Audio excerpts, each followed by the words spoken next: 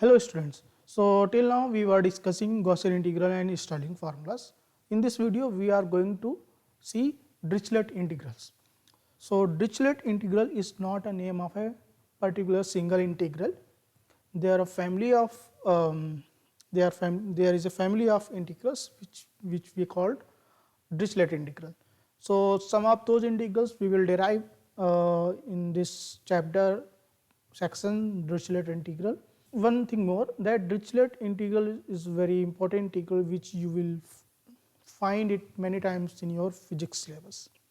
Okay, so let us look for some integral before going to this Dirichlet integral, so that I can construct some base for it. Okay, so let me tell you this integral. If you are asked to compute this integral, so you won't be able to compute this, because this integral diverges logarithmic at both limit, correct? So you won't be able to compute this integral. If you are asked to calculate this integral, so here you will see, here you can think that it can also logarithmic diverge at both limit, but this is not the case. I will tell you that at lower limit this function is no longer singular. What is the meaning of this singular? Means this doesn't diverge. Okay, so you can check using, since it is a 0 by 0 form, you use L'Hopital rules, and you can check whether it has a finite limit at x tends to 0 or not. So what you do actually, you derivate numerator and denominator with respect to x and put the limit x tends to 0. You may find that it is a finite limit. So if you derivate sin bx, it will become cos bx and 1b outside, and the derivative of x will be 1, and put x tends to 0, this will give you b. So here we see that at lower limit this integrand has a finite limit. So at lower end side this is not diverging logarithmic. Now if you ask me what happens at x tends to infinity side, so to look at x tends to infinity side, I must tell you that the function sin bx is a oscillating function, and it oscillates from -1 to +1. Fine, correct. So this saves us from divergence at x tends to infinity, because if you are doing summation over some positive number and negative number, so what happens? If you are adding some positive number and then negative number then positive, in this way you can take, so suppose you want to do integration of this from 0 to 2 pi, what will you get? 0. Why? Because in the first 0 to pi range it is positive, and then pi to 2 pi it is negative.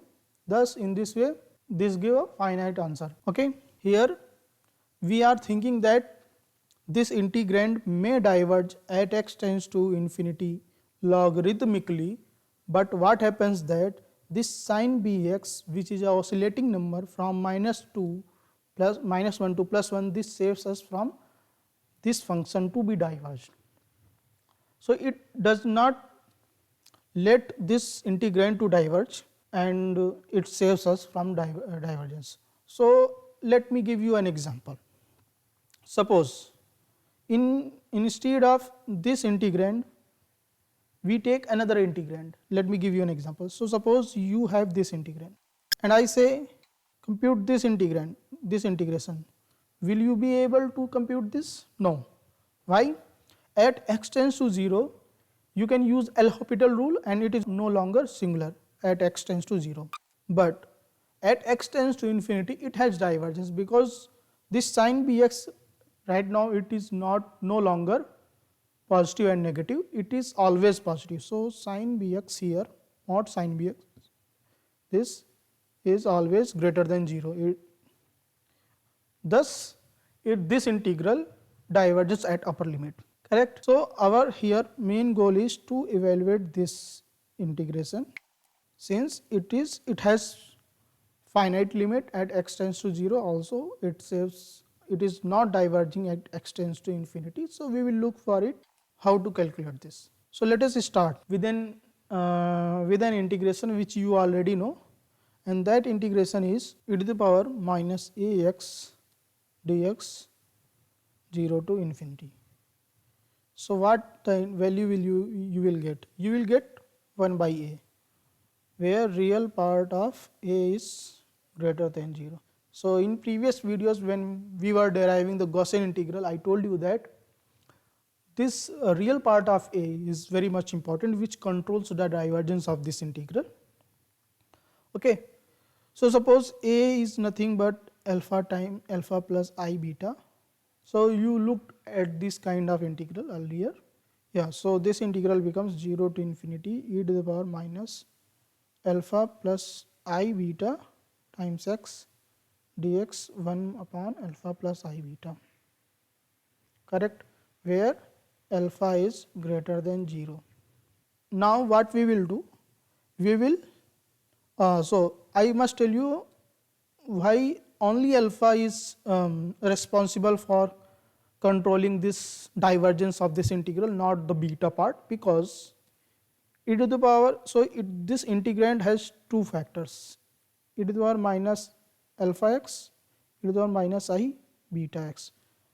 So this part, this beta part, is nothing but the sum of sine and cosine series, sum of sine and cosine series, which has the magnitude less than 1. So this part is not going to diverge, this term, this factor. Which factor will control this divergence? That is this alpha part, e to the power minus alpha x. That's why we are saying here that alpha must be greater than 0. Okay. So what we will do is now this equation, in this equation we will equate the imaginary part from both sides, from LHS and RHS. So let us do that. So if you separate the imaginary part, this integration will become like this. So how can you do this? Just use this equal to e to the, use this formula and you can get this equation. Now what we will do, here we have two parameters, one alpha and another beta. These are the two parameters. Here we will do the integration with respect to alpha.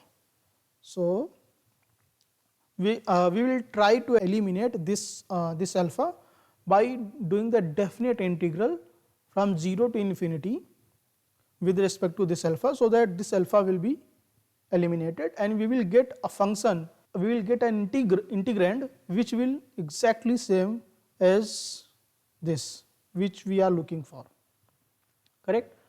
So let us see, just do the integration with respect to alpha from range 0 to infinity. So if you do so, if you do the integration e to the power minus alpha x 0 to infinity d alpha, what you will get is that 1 by x. You will get this. Okay. So use this equation into this equation. And not only on the left hand side you have to integrate with respect to alpha, you have to this also in the RHS. So you also know from trigonometric relations that the integration of this, or you can write alpha square plus beta square from 0 to infinity d alpha, this is nothing but 1 by mod beta tan inverse alpha by beta and the limit 0 to infinity. So you have to use two relation here, one this, another is this, where you have to use in this above equation. Okay. So if you do so, you will get that integrand which we are looking for. What you are going to get is this equation, 0 to infinity dx sine beta x by x beta by mod beta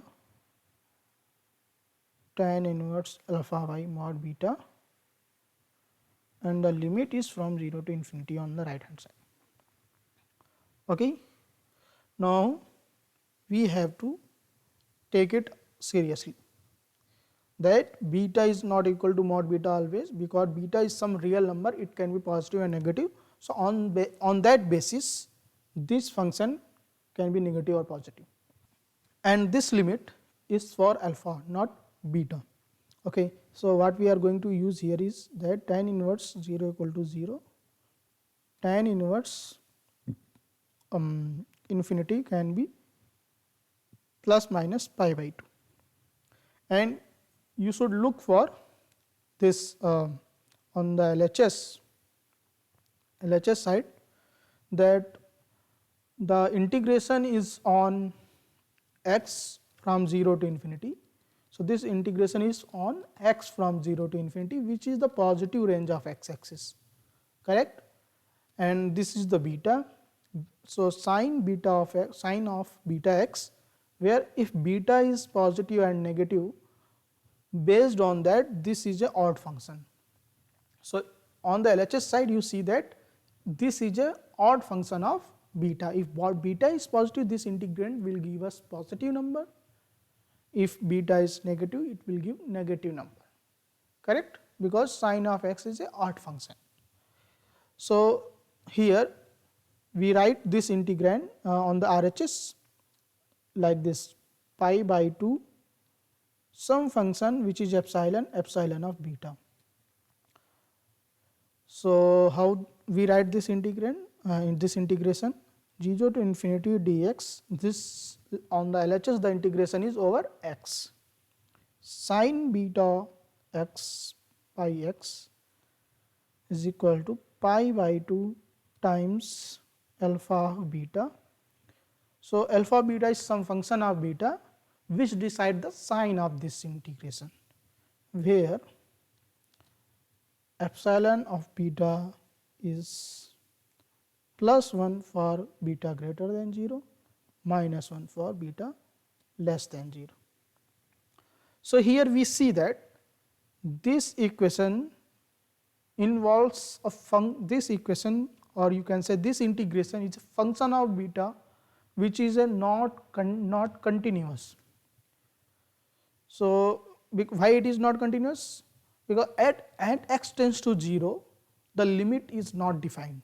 So limit at x tends to 0, if you comes from positive x side and you come from negative x side to the x equals to 0, the left hand limit is not equal to the right hand limit. That is why this function is not continuous function, and this is actually called Dirichlet integral.